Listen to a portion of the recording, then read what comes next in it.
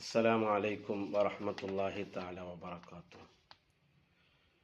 അള്ളാഹുവിൻ്റെ ഇസ്മായ യാ റസാഖു യാ അള്ളാഹ് എന്ന ഇസ്മ, അതിന് ഒട്ടനവധി മഹത്വങ്ങൾ കൽപ്പിക്കപ്പെട്ടിട്ടുണ്ട്.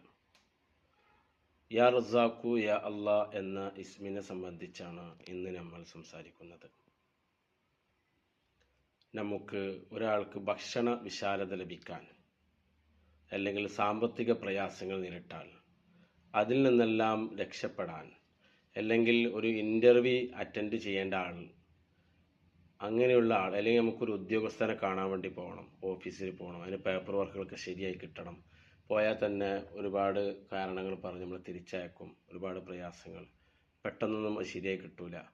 ഇങ്ങനെ ഉദ്യോഗസ്ഥരെ കാണാൻ വേണ്ടി പോകുന്ന സമയത്ത് ഈ ഇസ്മു ചൊല്ലിയിട്ടാണ് നമ്മൾ പോകുന്നതെങ്കിൽ മാഷാ അല്ലാഹ് നമുക്ക് പെട്ടെന്ന് അതിന് ഒരു ഫതഹ് ഉണ്ടാകും, ഒരു വിജയമുണ്ടാകും.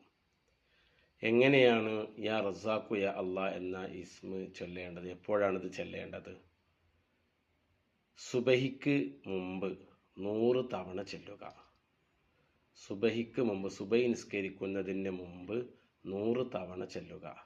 ഇത് എല്ലാ ദിവസവും യാ റസാഖു യാ അള്ളാഹ് എന്ന ഈ ഇസ്മ ചൊല്ലണം.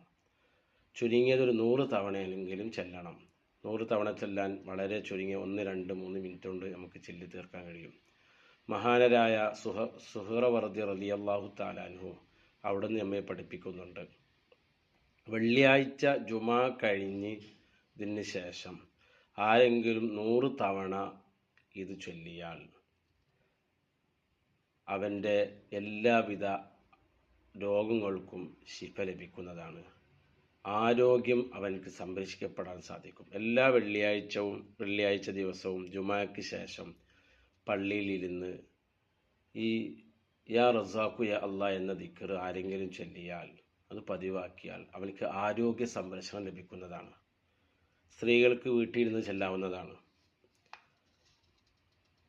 ഒരു രോഗിയാണ് ഇത് ചെല്ലുന്നെങ്കിൽ അവനക്ക് പെട്ടെന്ന് രോഗശമനം ലഭിക്കും. ഇനി പല ആളുകളും ഇൻ്റർവ്യൂവിന് പോകുന്ന ആളുകളുണ്ട്.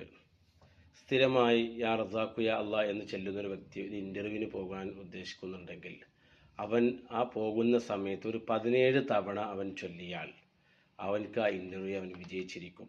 ഒരുപാട് ആളുകൾ ഇൻ്റർവ്യൂവിലുണ്ടാവും, എന്നാൽ ആ വിജയം നമ്മളെ തേടിയെത്തും.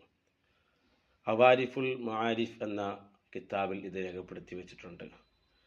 അപ്പോൾ യാ റസാഖു യാ അള്ളാഹ് എന്ന ഈ ഇസ്മ പതിവായി ചൊല്ലാൻ നമ്മൾ ശ്രദ്ധിക്കണം. അങ്ങനെ ചെല്ലുന്നവർക്ക് ഒട്ടനവധി നേട്ടങ്ങളുണ്ട്. അല്ലാഹു തആല അത് കൈവരിക്കാൻ നമുക്ക് അല്ലാഹു തൗഫീഖ് നൽകട്ടെ എന്ന് പ്രാർത്ഥിച്ച് നിർത്തുന്നു. അസ്സലാമു അലൈക്കും വറഹ്മത്തുള്ളാഹി വബറകാതുഹു.